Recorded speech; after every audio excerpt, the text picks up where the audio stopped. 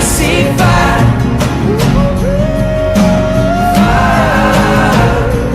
I see fire burn over on the mountainside. Bonjour à toutes et bonjour à tous, vous écoutez Radio Ici et Maintenant sur 95.2 FM et c'est Morgane avec vous pour cette revue de presse interactive.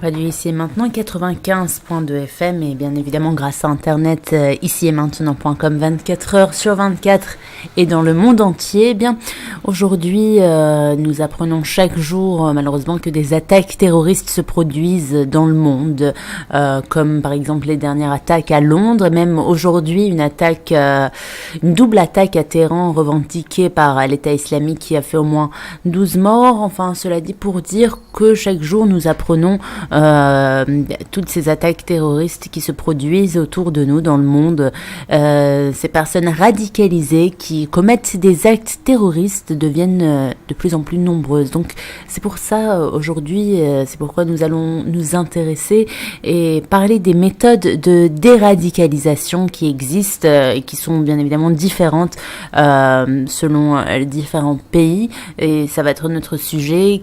Et pour ce sujet, bien sûr, on a également ouvert un post sur le forum.fm où vous allez pouvoir vous exprimer.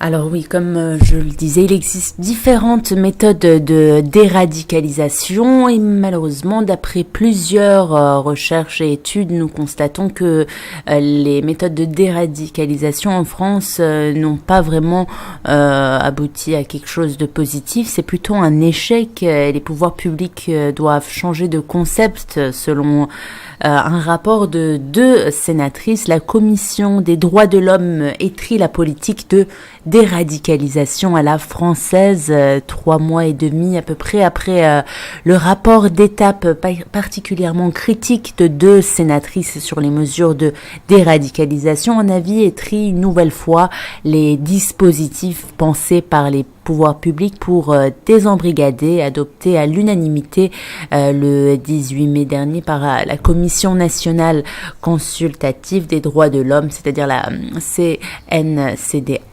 Le texte compte 17 recommandations pour améliorer la lutte contre la radicalisation tout en protégeant les droits des individus.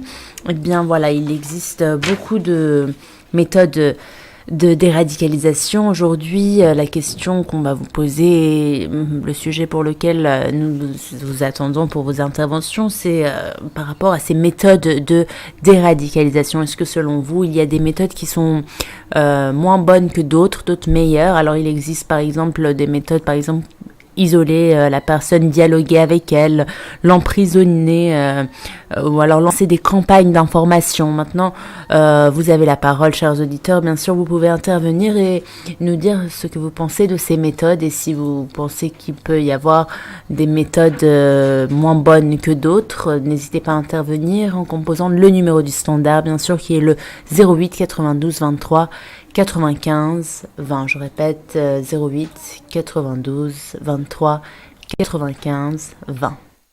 Au Canada, le Centre de prévention de la radicalisation menant à la violence s'est appuyé sur des recherches universitaires et des cas concrets pour décrypter le processus de radicalisation d'un individu.